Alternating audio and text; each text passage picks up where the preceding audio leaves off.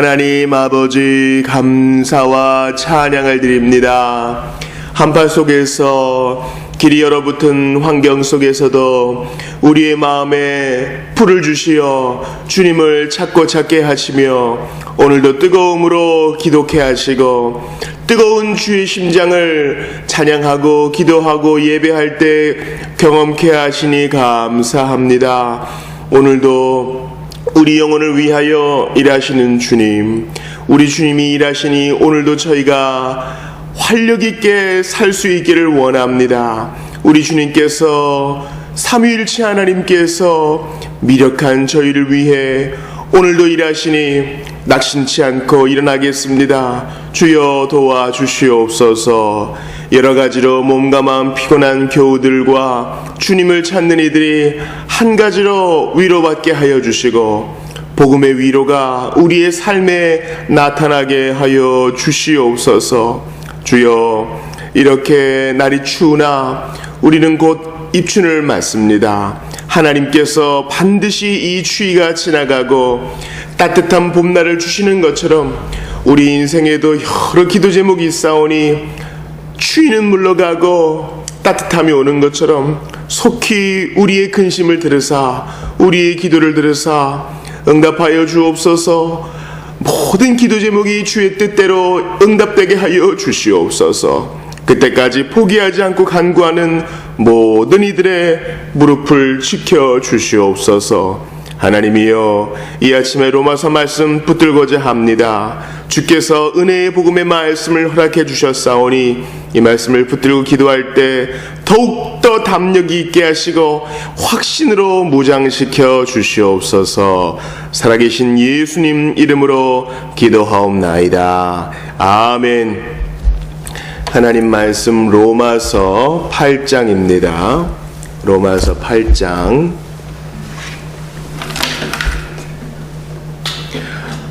하나님 말씀 로마서 8장 12절 말씀을 보겠습니다. 12절 13절 말씀 두 절 말씀을 보겠습니다.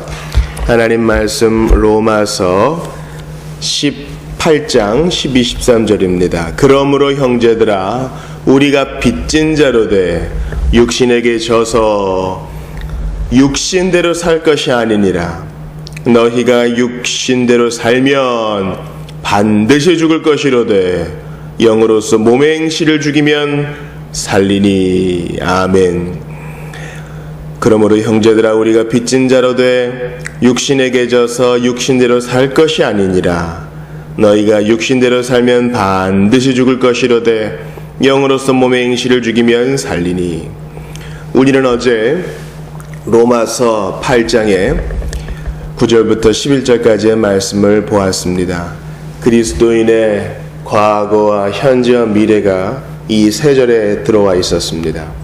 즉, 우리가 처음 믿었을 때가 9절에 나와 있었고 현재의 일들이 10절에, 그리고 미래의 영광스러움이 11절에 나와 있었습니다. 그런데 특별히 9절과 11절에 그리스도인이 처음 회심했을 때 삼위일체 하나님이 모두 일하셨다가 9절에 나오죠. 하나님의 영, 성령님이 나오시고요. 하나님, 성부 하나님이 나오시고요. 그리스도, 성자 예수님이 나옵니다. 내가 무엇이기에 하나님께서, 삼위 하나님께서 나 같은 것을 위해 이리 역사하시는가 생각할 때마다 참으로 큰 감동을 받지 않을 수 없다 했습니다. 그러면서 우리가 신데렐라 얘기를 예로 들었습니다.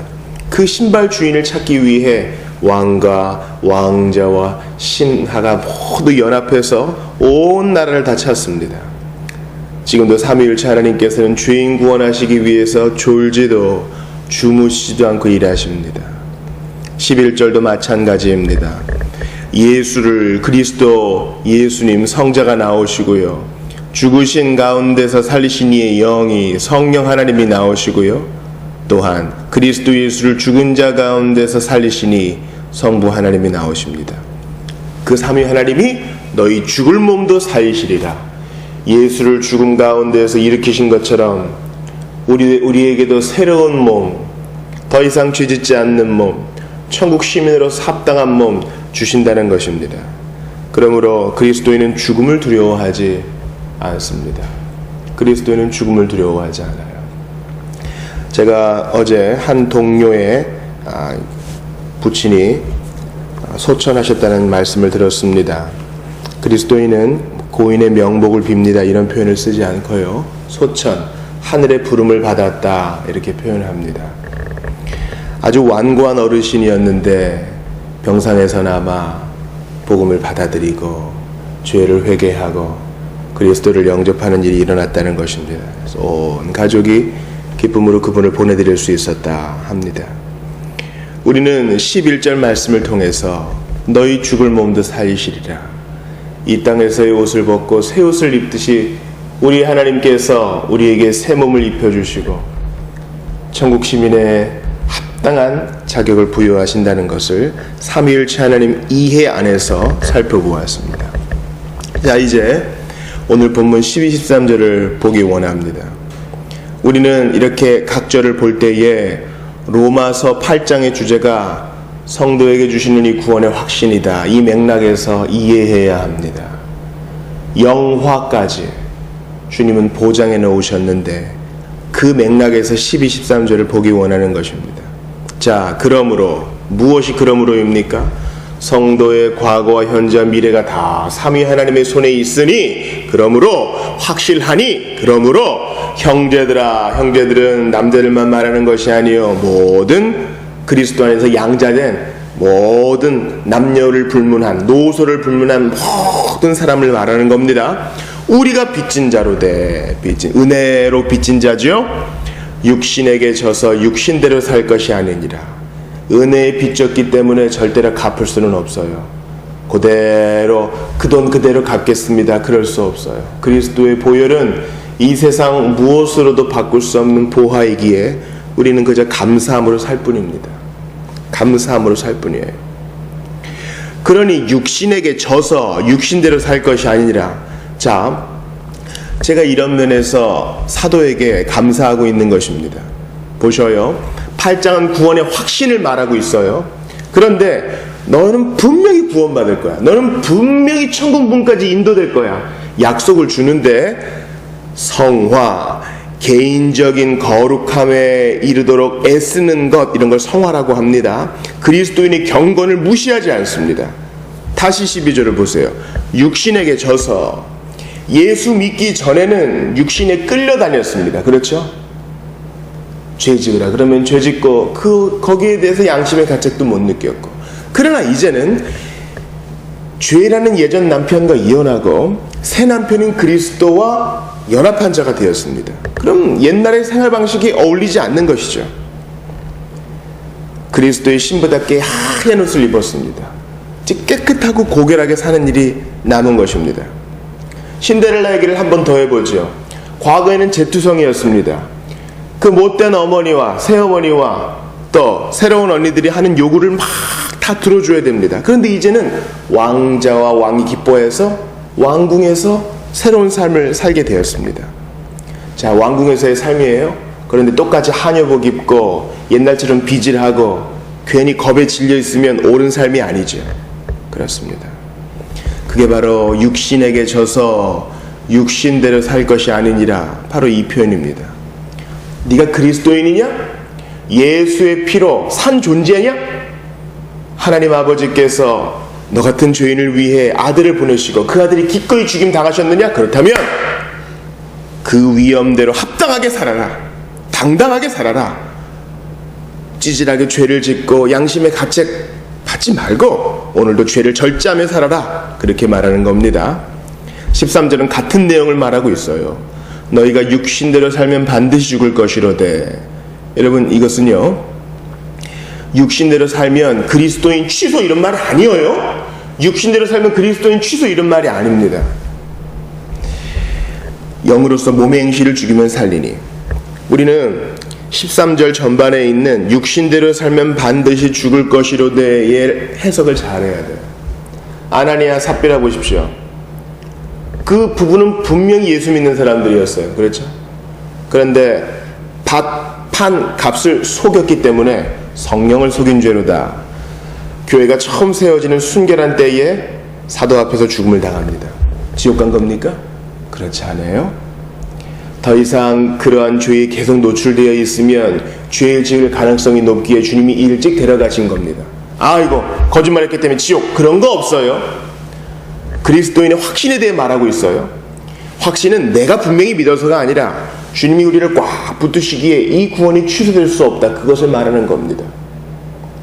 고린도 교회를 보세요. 너희들 중에 함부로 주님의 잔과 주님의 떡을 받는 자들이 있다. 우리 이제 돌아오는 주일에 성찬하지 않습니까?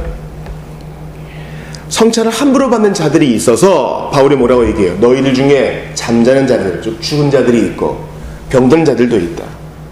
성찬을 함부로 대하는 자들, 주님이 데려가신 자들이 있다, 그렇게 얘기합니다. 13절의 전반을 그렇게 이해해야 합니다. 너희가 육신대로 살면 반드시 죽을 것이로되. 이 말은 구원이 취소된다는 말이 아니에요. 계속 구원받지 않은 자처럼 죄를 먹고 마시고 회개도 안 하면 주님이 너를 빨리 데려가실 수 있다, 그 말이에요. 그러나 영으로서 몸의 행실을 죽이면 살리니, 이것은 무엇입니까? 성령으로서 옛날의 일들을 다 버리고 거룩함을 추구하면 성령 하나님께서 그 생명력을 더욱 북돋워 주셔서 정말 복된 삶으로 인도하신다는 겁니다. 12.3절은 뭐예요? 거룩에 힘써라, 죄를 절제하라, 이것입니다. 그런데 저를 비롯하여 우리 모두의 핑계는 무엇입니까? 예수 믿는 사람에게도 죄 지을 욕구가 와요. 당연합니다. 왜냐하면 썩어갈 몸 안에 살고 있기 때문에. 즉 육신과 영의 갈등이 있습니다. 그럴 때 우리가 뭐라고 얘기합니까? 좀 기가 막힌 방법이 있으면 좋겠어요. 그래서 어떤 사람은 조언하죠. 아이고, 자꾸 그렇게 육신에게 끌립니까? 성경 1독 하세요. 아니 로마서 100독 하세요. 뭐 이런 방법을 툭툭 던집니다. 그러나 이런 것은 성경적이 아닙니다. 또 죄지을 욕심이 탁 들어왔을 때 어떤 공식을 찾는 사람들이 있어요. 예수께 내어 맡겨라, 하나님이 하시게 하라, 뭐 이런 고상한 캐치프레이즈를 얘기하지만 실상은 아무 효력이 없는 것을 봅니다.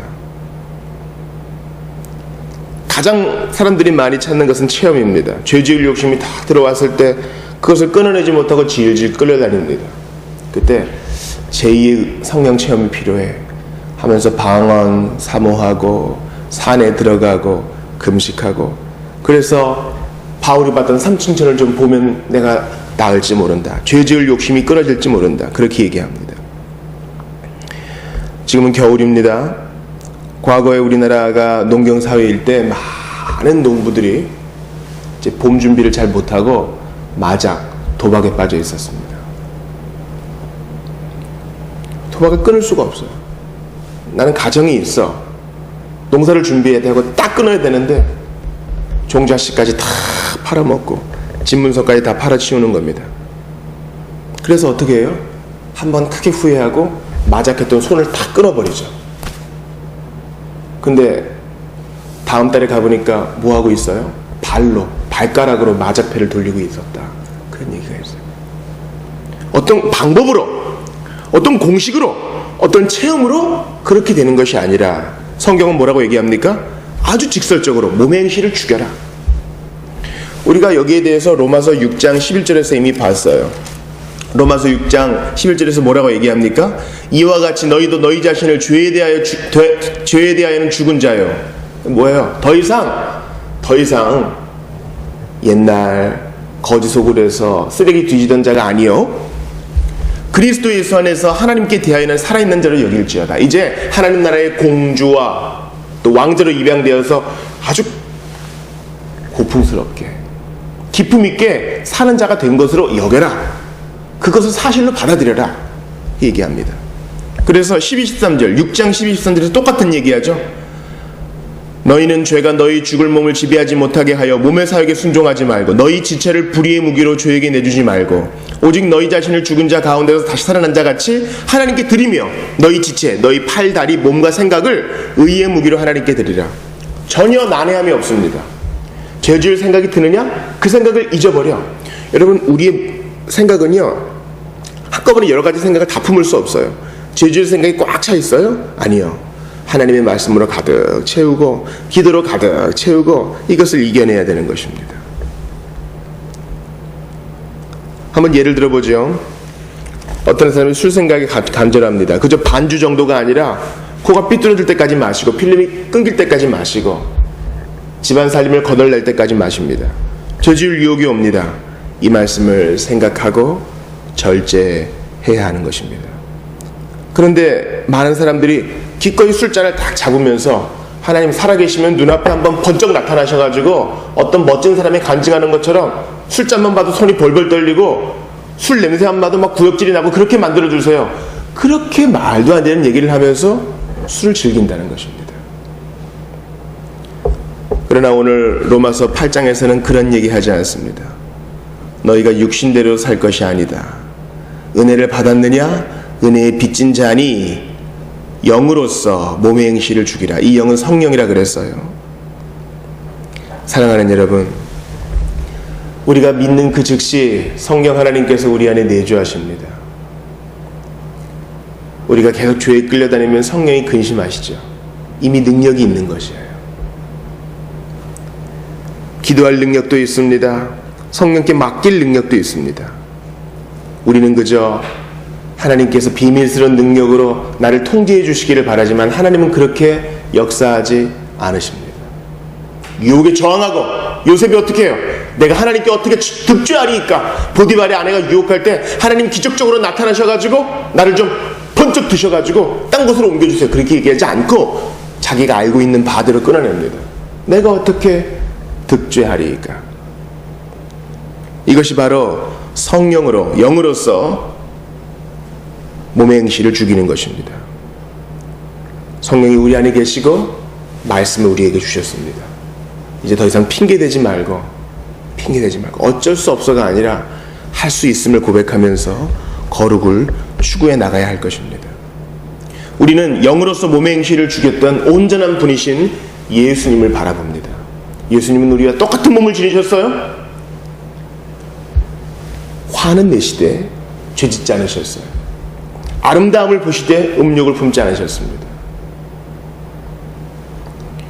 그것이 당연한 것이 아니라 우리와 똑같은 몸을 가지신 분으로서 철저하게 순종하신 우리 예수님의 100% 완전한 순종 때문에 우리가 여기까지 올 수 있다는 사실을 기억하면서 감사합시다.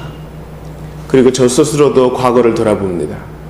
정말 끊을 수 있었는데, 하지 않을 수 있었는데, 성령께서 이미 마음을 주셨는데도 끝까지 고집을 부리며 죄를 먹고 마셨으나 우리 주님께서는 오래 참으시어 인내해 주셨고 피할 길을 열어주셨고 조금씩 가르쳐 주지 않으셨습니까?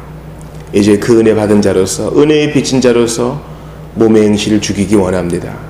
오늘도 부족하지만 나그네 길을 가는 자로서 조금씩 더 예수 닮아가기 원합니다. 그런 마음으로 살아야 할 것입니다. 명절이 끝났습니다. 오랜만에 보는 사람들, 오랜 정체길, 그 속에서 짜증이 폭발하고 우리의 죄성이 드러나고 하지 말았어야 될 말을 하고 얼마나 부끄러움이 많아요. 그러나 다시 시작해야 되는 것입니다. 마귀는 포기해. 야, 내가 너 같으면 포기하겠다. 네가 어떻게 성도를 할 수 있느냐. 그렇게 얘기하지만 우리 주님은 아니다. 다시 시작해라. 성령으로서 몸의 행실을 죽이고 조금씩 계속 이 거룩의 길을 가라. 격려하시는 것입니다. 우리 이 시간 같이 기도하고 또 개인 기도하기를 원하는데요. 성령으로서 몸의 행실을 온전히 제어하신 예수님 닮기를 원합니다. 주여, 저 연약한 거 아시지요? 도와주십시오.